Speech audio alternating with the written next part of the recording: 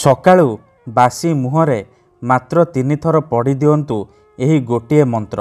Guarantee ଦେଉଛି ସନ୍ଧ୍ୟା ସୁଦ୍ଧା ସେ ଝିଅ ପଟିଯିବ। ନିଜେ ଆସି ଆପଣଙ୍କ ସହିତ କଥା ହେବ, ଆପଣଙ୍କୁ ଭଲ ପାଉଛି ବୋଲି କହିବ। ଆପଣଙ୍କ ପ୍ରେମରେ ଏମିତି ଦିବାନୀ ହେଇଯିବ କି ଆପଣଙ୍କୁ ଛାଡ଼ି ଗୋଟେ ମୁହୂର୍ତ୍ତ ବି ରହିପାରିବନି। କେବଳ ଆପଣଙ୍କୁ ସକାଳୁ ଉଠିବା ମାତ୍ରେ ବାସି ମୁହଁରେ ମାତ୍ର 3 ଥର ଏହି ମନ୍ତ୍ରକୁ ପଢ଼ିବାର ଅଛି। ତାପରେ ଦେଖିବେ ଚମତ୍କାର। ଗ୍ୟାରେଣ୍ଟି ଦେଉଛି ଯେଉଁ ଝିଅ ପଟୁନଥିଲା ସିଏ ପାଗେଳି ପରି ଆପଣଙ୍କୁ ଭଲ ପାଇବ, ଆପଣଙ୍କ ପ୍ରେମରେ ଦିବାନୀ ହେଇଯିବ। ଆଜ୍ଞା ହଁ, ଯଦି ଆପଣ କେଉଁ ଝିଅ ବା ବିବାହିତା ମହିଳାକୁ ମନେ ମନେ ଭଲ ପାଉଛନ୍ତି କିନ୍ତୁ ଯେତେ ଚେଷ୍ଟା କଲେ ମଧ୍ୟ ତାକୁ ପଟେଇ ପାରୁନାହାନ୍ତି, ଆଉ ଆପଣ ଚାହୁଁଛନ୍ତି କି ସେ ଝିଅ ବା ବିବାହିତା ମହିଳା ନିଜେ ଆସି ଆପଣଙ୍କୁ ଭଲ ପାଉଛି ବୋଲି କହୁ, ତେବେ ଆଜିର ଏହି ବଶୀକରଣ ଆପଣଙ୍କର ଇଚ୍ଛାକୁ ପୂରଣ କରିବ। କାରଣ ଆଜିର ଏହି ଭିଡ଼ିଓଟିରେ ମୁଁ ଆପଣଙ୍କୁ ଶିଖେଇବି ନାରୀ ମୋହିନୀ ବଶୀକରଣ ମନ୍ତ୍ର। ଏହି ବଶୀକରଣ ମନ୍ତ୍ରକୁ ଆପଣ ସକାଳୁ ବାସି ମୁହଁରେ 3 ଥର ପଢ଼ିବାର ଅଛି। ତାପରେ ଦେଖିବେ ଚମତ୍କାର। ଗ୍ୟାରେଣ୍ଟି ଦେଉଛି ଏପଟେ ଆପଣ ମନ୍ତ୍ରକୁ ପଢ଼ିବା ମାତ୍ରେ ସେପଟେ ପ୍ରଭାବ ପଡ଼ିବା ଆରମ୍ଭ ହୋଇଯିବ। ସେହି ସମୟଠାରୁ ସେ ଝିଅ ହେଉ ବା ବିବାହିତା ମହିଳା ଆପଣଙ୍କ ଆଡ଼କୁ ଆକର୍ଷିତ ହେବାକୁ ଲାଗିବ। ଆପଣଙ୍କୁ ନ ଦେଖି ଗୋଟେ ମୁହୂର୍ତ୍ତ ବି ରହିପାରିବନି। ନମସ୍କାର ଫ୍ରେଣ୍ଡସ୍, ଓଡ଼ିଆ ଫଣ୍ଡା ଚ୍ୟାନେଲକୁ ଆପଣମାନଙ୍କୁ ସ୍ୱାଗତ। ଆଜିର ଏହି ବଶୀକରଣ ଦୁନିଆର ସବୁଠାରୁ ସହଜ କିନ୍ତୁ ମହା ଶକ୍ତିଶାଳୀ ବଶୀକରଣ। ଯିଏ ବି ଏହାକୁ କରିଛି 100ରୁ 100% ସଫଳ ହେଇଛି। ବର୍ଷ ବର୍ଷ ଧରି ଭାଙ୍ଗି ଯାଇଥିବା ପୁରୁଣା ପ୍ରେମକୁ ମଧ୍ୟ ଫେରାଇ ଆଣିପାରିଛି। ଶାଶୁ, ନଣନ୍ଦ, ଦିଅର, ଭାଉଜ କାହାକୁ ବି ନିଜ ବଶରେ କରି ତାଠାରୁ ନିଜର ମନ ମୁତାବକ କାମ ହାସଲ କରିପାରିଛି। ତେଣୁ ଆପଣ ବି ବିଶ୍ୱାସର ସହିତ ମାତ୍ର ଗୋଟିଏ ଥର କରିକି ଦେଖନ୍ତୁ। ତାପରେ ଦେଖିବେ ଚମତ୍କାର। କିପରି ସେହି ସମୟଠାରୁ ସେ ଝିଅ ବା ବିବାହିତା ମହିଳା ଆପଣଙ୍କ ଆଡ଼କୁ ଆକର୍ଷିତ ହେବାକୁ ଲାଗିବ। ପାଗେଳି ପରି ଆପଣଙ୍କୁ ଭଲ ପାଇବାକୁ ଲାଗିବ। ଆପଣଙ୍କୁ ନ ଦେଖି ଗୋଟେ ମୁହୂର୍ତ୍ତ ବି ରହିପାରିବନି। ତେବେ ଏହି ବଶୀକରଣ ବିଧି ଆପଣ କିପରି କରିବେ ମୁଁ ଆପଣଙ୍କୁ ବତେଇବି। ସମ୍ପୂର୍ଣ୍ଣ ପ୍ରୟୋଗ ବିଧି ଠିକ୍ ଭାବରେ ବତେଇବି। ଜାଣିବା ପାଇଁ ମୋର ଆପଣମାନଙ୍କୁ ଅନୁରୋଧ କି ଆପଣ ଭିଡ଼ିଓଟିକୁ ମୂଳରୁ ଶେଷ ପର୍ଯ୍ୟନ୍ତ ପୁରା ଧ୍ୟାନ ସହିତ ଦେଖିବେ। ତେବେ ଯାଇକି ଆପଣ ସମ୍ପୂର୍ଣ୍ଣ ପ୍ରୟୋଗ ବିଧି ଜାଣିପାରିବେ। ଅଧାରୁ ଛାଡ଼ିକି ପଳେଇଲେ କିମ୍ବା କାଟି କାଟି ଦେଖିଲେ ଆପଣ କିଛି ବି ବୁଝିପାରିବେନି। ପରେ କମେଣ୍ଟ କରିବେ, ଗୁରୁଜୀ ଆପଣଙ୍କର ବଶୀକରଣ କାମ କରୁନି। ଦେଖନ୍ତୁ, ବଶୀକରଣ ବିଧି ଜାଣିବା ପୂର୍ବରୁ ମୋର ଗୋଟିଏ ଛୋଟିଆ ଅନୁରୋଧ ଶୁଣି ନିଅନ୍ତୁ।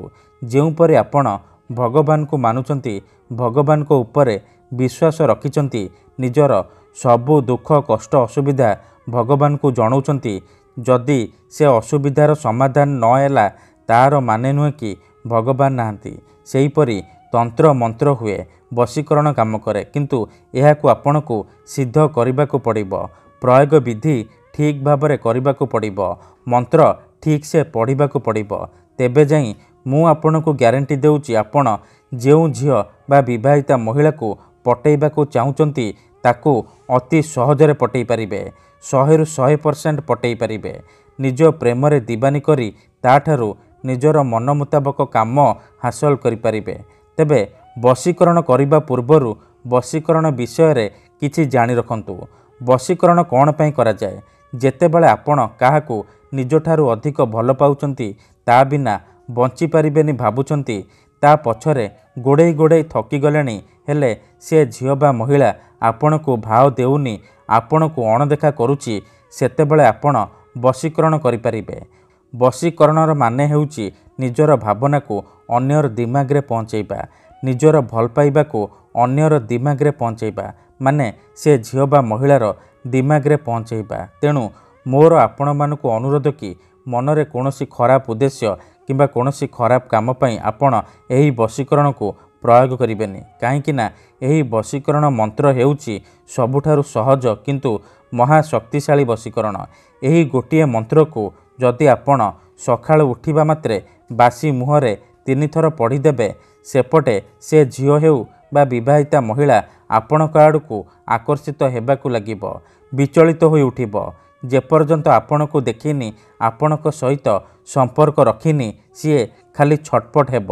ତେଣୁ जदि आपण एही वशीकरण करने चाहूँगी से झील बा महिला को पटेइबाकू चाहूँगी ताकू निज बसरे करी ताठारू निजर मन मुताबक काम हासिल करने को चाहूँगी तेणु मोर आपण मानक अनुरोध कि आपण भिडियोटी को मूलरू शेष पर्यंत पूरा ध्यान सहित देखिए।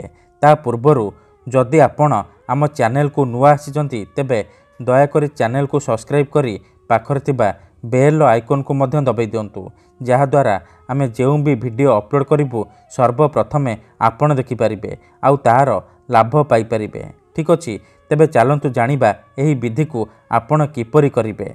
तेबे मन रखंतु एही वशीकरण विधि को आपण केउं भी बारे करिपारिबे किंतु जेबे भी करिवे सखाळु बासी मुहरे करिवे बिना हाथ गोड़ मुह धोई सखाळु बासी मुहरे करिवे। प्रथमे आपण कोन करिवे जेतेबेले रातिरे शोइबा पई जिबे गोटिए ग्लास रे चीनी पानी आनिबे तापरे सेही पानी ग्लास को निजर सामने रखिबे तापरे 7 थर सेही झील बा महिलार नाम उच्चारण करिवे जहाको आपण निज बसरे करने चाहूँगी। प्रथमे आपण ताकू मने मने भाविबे तार मुह को निज मनरे भाविबे तापरे 7 थर सेही झील बा महिलार नाम 7 थर उच्चारण करी पानी ग्लास रे 3 थर फुंकीदेवे। एतिकी करि सारिबा परे सेही पानी ग्लास को निजर खट तले रखिकी आपण शोई पड़िबे। जदि आपण खटरे शोउनांती तले शोउछंती तेबे आपण सेही पानी ग्लास को निजर मुंड पाखरे रखिकी शोई पड़िबे। सखाळु उठिबा मात्रे बासी मुहरे बिना हाथ गोड़ मुह धोई बासी मुहरे आपण आखि बंद करी सेही झील बा स्त्री को मने मने भाविबे तार मुह को निज मनरे भाविबे तापरे एही मंत्र को मात्र 3 थर पढ़िबे आउ 3 ढोक पानी आपण पीदेवे। देखंतु मनेकर आपण जेउ झील बा महिला को वशीकरण करने को चाहूँगी तार नाम हेउची सबिता तेबे आपण मंत्रटी एहीपरि पढ़िबे सबिता तीव्र वशीभूतं। थरे आपण कहिबे सबिता तीव्र वशीभूतं गोटिए ढोक पानी पीदेवे आउ थरे कहिबे सबिता तीव्र वशीभूतं आउ गोटिए ढोक पानी पीदेवे। एहीपरि आपण 3 थर कहिबे आउ 3 ढोक पानी पीदेवे। एहीपरि आपण लगातार 3 दिन पर्यंत सखाळु उठिबा मात्रे बासी मुहरे करिवे। मन रखंतु एही विधि को आपण अधारु छाड़िबेनी लगातार 3 दिन पर्यंत सखाळु उठिबा मात्रे बासी मुहरे करिवे। तापर देखिबे चमत्कार। तापर देखिबे जेउ झियो पटु नथिला किपरि से झियो आपे आपे पटिजिब। जेउ विवाहिता नारी आपण को अणदेखा करुथिला सीए आपणक प्रेमरे दीवानी होइजिब। जहा चाहिबे ताहा करिब। धन्यवाद।